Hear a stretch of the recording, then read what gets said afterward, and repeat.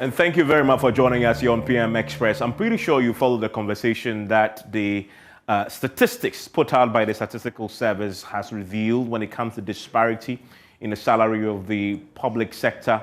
That conversation has been happening for the last, 3 days or so.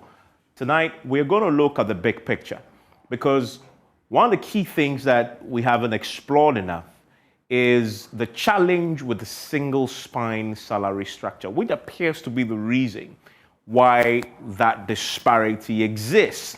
And so tonight we're going to asking that very fundamental question. Is it time to scrap the single spine? As I go through my presentation, you will notice that we have over the years attempted through many means to try and fix this disparity. But it appears that whatever we throw at it, the disparity appears to exist, and as economic conditions worsen, the gap expands even further. So let's go to the basic statistics as provided by the Ghana Statistical Service, and then we'll get into some of our own analysis that we did. And you probably would have followed us on PMS. We've done many labor conversations, and each time we've done it, either the TUC, either NAGRAT or NAT, they always warn us that we are not being paid at all. And I will challenge them and say, but show me the evidence. And then they'll mention, a bit of the anecdotal evidence. Now, there's incontrovertible evidence from the Ghana Statistical Service. And the chart you see in front of you right now is one that just depicts a problem. So what you see here, that big part of this pie, right, is 80.93%. That number of people in the public sector, they earn just less than 3,000 cedis. And we are talking about a total number of 688,000 employees. A overwhelming majority of them, 80% of them, take home less than 3,000 cedis. In an economy with inflation above 50%, if you take home 3,000 cedis, that is quite astonishing in terms of how meager that is. Fuel alone probably wiped this out. You haven't paid electricity if you're renting. You haven't paid electricity, you haven't paid your rent, you have to eat, you have to... Amazing how they survive. And this is overwhelming majority of those 688,000 of them. But if you break it down further, right? Those who may claim to be earning even something, a bit more reasonable and decent, just the 15.16% of them, they earn only between 3,000 and 5,000. Let's call it 5,000. Let's round up 5,000 cedis. Even that, in the current economic circumstance, is pretty meager. So even for those who earn a lot, in the public sector terms, and if you see the statistics here, and that's the 2.99%, they earn between 5,000 and 10,000 cedis. So again, if you look at the problem, it's a pretty stark reality for those who work in this particular sector. I mean, they have the 0.9% who earn between 5,000 and above, and you see that there's the outlier, a very, very tiny minority of them who earned it. But the focus has been on this 80.9. Who are they? Who are they? Let's put some name. Which sector would you find most of these people? Are they the teachers? Who are they exactly? I'm curious. When you begin to appreciate who they are, next time when you meet them and they show you attitude, you possibly will understand why that is. Because if you're paying the guy less than 3,000 cedis, what do you expect from him in this economy, right? There was a president who once said that in Ghana we pretend to pay and our public sector workers pretend to work. I guess this tells the story. Let's get to the other data that surprises me. So you can find that there are people in the public sector who earn 33,855 cedis, right? That is the disparity. Those people in that bracket, the highest paid workers, they earn 81 times more than the lowest guy. The lowest guy earns 418. I bet if you do the calculation, this guy who earns, there's somebody in the public sector taking home 418 cedis a month. I bet, isn't that below the minimum wage? I'll ask my guests who are joining me. I'm just curious. I mean, the minimum wage for last year, if you calculate it, isn't this below the minimum? I'll ask that question when my guests join me. But 418 cedis, a salary, 1 month salary, amazing compared to the guy who is earning. So this tiny minority, this guy, somebody is taking 33,855 cedis. Compare him to this guy who's taking 418 cedis. What can you do with 480 cedis? If you eat kenke alone for 1 week, this will go. Kenke and fish, trust me. We did PM Express on the market the last time. It will just knock this off. I like gobe. I mean, I wonder how much, if I do gobe 10 cedi a day, 10 cedi a day, 7 days, that's 70 cedis. I mean, you haven't paid electricity, this is impossible. We will come to the details, but that tells you a story. And then you also look at the averages, same, right? Same story, you begin to see. And then the subject of the allowance must be factored into the equation according to Ghana Statistical Service. Because if you look at the 10,000 cedi guy, he's taking a fair bit of allowance as well. The lower you earn, the lower your allowance. So the allowances also come into play if you move away from the basic salary equation, the salary of the deductions. And I find it's also interesting because the guy who is earning a lot, over 10,000 cedis, is paying a share of taxes, if you compare, of 25%. This is progressive. However, that guy who is below 1,000 cedi, his 14% will hit him pretty hard, will hit him extremely hard compared to the guy who is earning over 10,000 who is paying a tax of 25%. So that is the reality of this as well. So no matter how you look at it, the disparity in the guys down there who are earning the 80% plus who are earning that meager amount are being hit from multiple sides in terms of the ability to survive this harsh economic reality.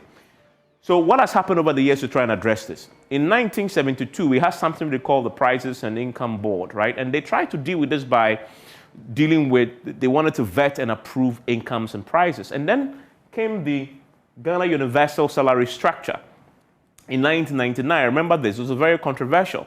And it was to provide a universal structure for public service salaries. We were on this for a while, and then, we thought that was not dealing with the problem. And so they brought in the single spine pay structure in 2010.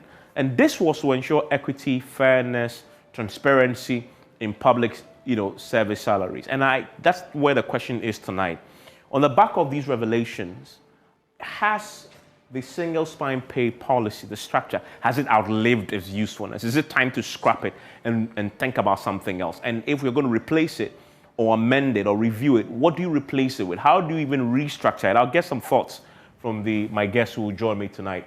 Now, in 2022, we're looking at a compensation of employees, and we looked into the Ghana Statistical Service document, and they gave us a hint.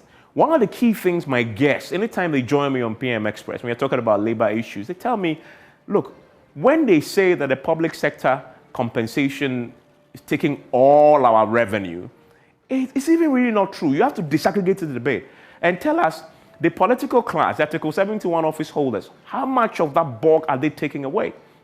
So we got a clue from the Statistical Service document, and we decided to do our own calculation. It may not be exact, but it gives you an idea of the disparity between the 688,000 public sector workers and the Article 71 office holders. It gives you a fair idea. Okay, so in 2022, according to the budget, compensation, right, amounted to 38.5 billion cedis. That's how much we budgeted.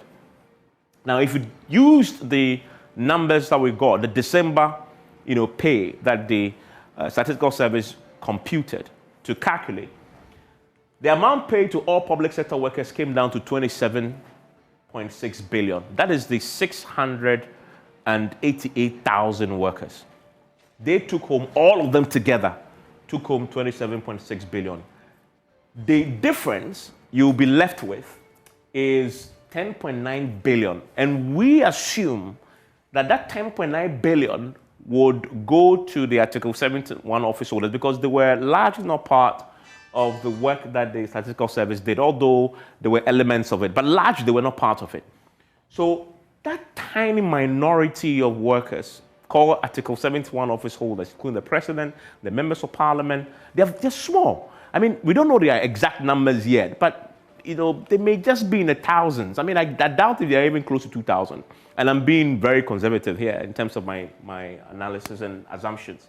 They take home 10.9 billion compared to 688,000 workers who are going home with 27,000. That tells you that there's something really unusual in terms of the quantum, the size, the very sheer size of the salary when it comes to Article 71 office holders. That small, tiny minority of them, just around 1,000, we believe, just taking home 10 billion, and a whole, close to 7,000 people going home with 27 billion.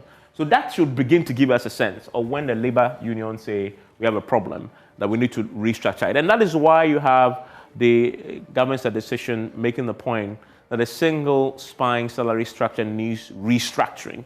But how do you restructure it and what do you replace it with? And I find this data set also interesting, that if you look at the map of Ghana, you look at the earnings, if you are in Greater Accra, that's where you earn an average of 3,142 cedis, right? So Greater Accra is if you're the highest earner, if you work here, for obvious reasons. Cost of living in Accra is far higher than if you say you are in the Upper East region.